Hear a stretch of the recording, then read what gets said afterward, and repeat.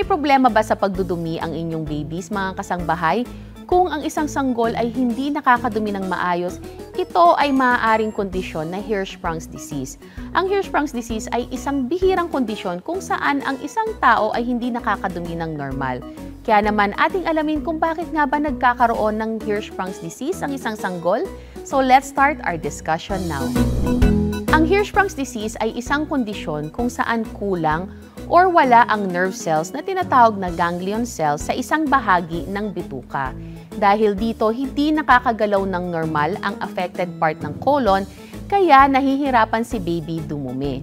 Pwede itong humantong sa constipation at pagbara ng bituka. Ayon sa Cleveland Clinic, nangyayari ito sa humigit kumulang 1 in every 5,000 live births. Mas madalas din itong nakikita sa mga lalaki. Nagsisimula ang problema habang nabubuo pa lang si baby sa loob ng sinapupunan ni mommy. Hindi kumakalat ng buo ang nerve cells sa bituka ni baby during development. Wala itong kinalaman sa pagkain ng ina, pero may mga kaso na namamana or may family history. Mas mataas din ang chance kung may ibang congenital syndromes tulad ng Down syndrome o kaya naman kung may congenital heart disease.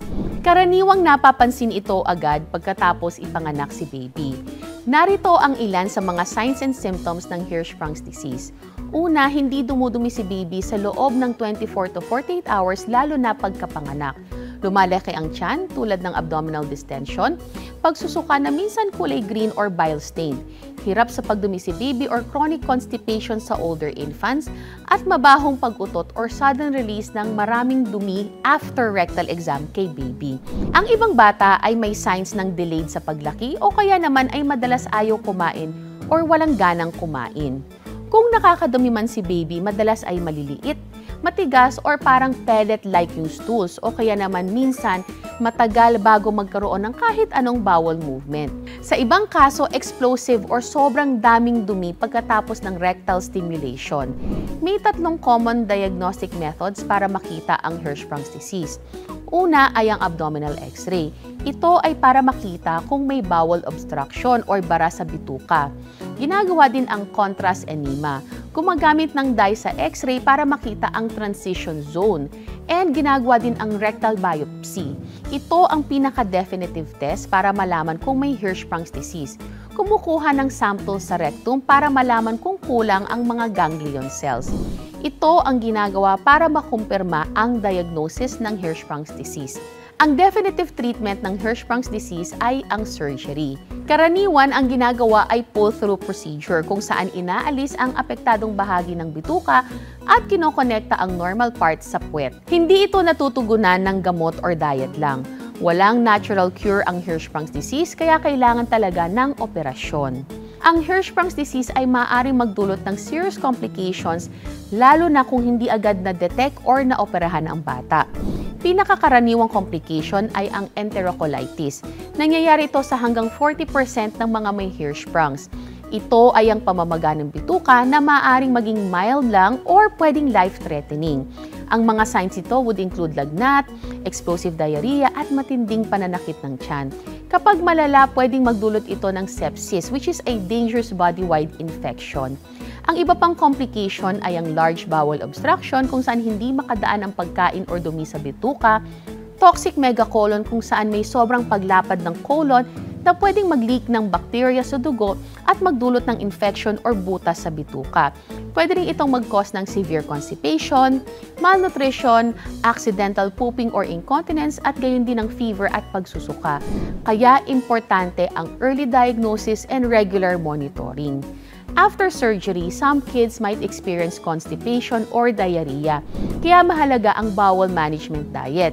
Kailangan bigyan ng bata ng high fiber tulad ng fruits, vegetables at whole grains. Painumin din ng maraming fluids at tubig. Iwasan ang mga junk food, processed food at yung mga masyadong maraming dairy. Bawasan din ang fatty, fried at gas-forming food like beans during recovery. Laging i-consult ang pediatrician or ang inyong dietitian for customized advice. Ang regular na constipation ay hindi congenital at pwede itong ma-relieve with fluids, tummy massage or dietary changes. Pero ang Hirschsprung's ay may structural problem talaga sa bituka. Ang red flags ng Hirschsprung's would be yung delayed first poop, severe bloating, explosive stool after stimulation, at failure to thrive. Warm baths and warm compress sa tummy can soothe mild constipation, pero hindi nito maaayos ang Hirschsprung's disease. Majority of children na naoperahan ay lumalaki ng normal, pero pwedeng may long-term issues gaya ng constipation, bowel accidents, enterocolitis or infection. Kaya importante ang regular na follow-up with your pediatrician and surgical team. Sino nga ba ang mga espesyalista na nag-aalaga sa mga bata na may Hirschsprung's disease?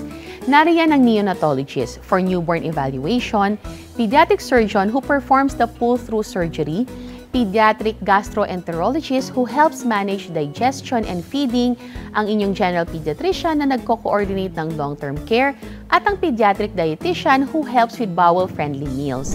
With proper surgery and follow-up, most children grow well, go to school, and play normally. Ang mahalaga ay early diagnosis, successful surgery at suporta ng family. Some children need bowel training or dietary support as they grow, pero in general, they can live happy and full lives. And that's it mga kasangbahay. Sana ay marami kayong natutunan sa araw na ito. Please remember to always talk to your pediatrician before giving any medicine to your baby. And always consult your pediatrician for your baby's overall health. Thank you again for watching today's episode. Again, I'm Dr. Katrina Flor Cruz Dacanay. You can contact me through my Facebook page and YouTube channel, Dr. Katrina Flor Cruz. I also have my Instagram and TikTok, katrinamd.ph. See you again in our next episode.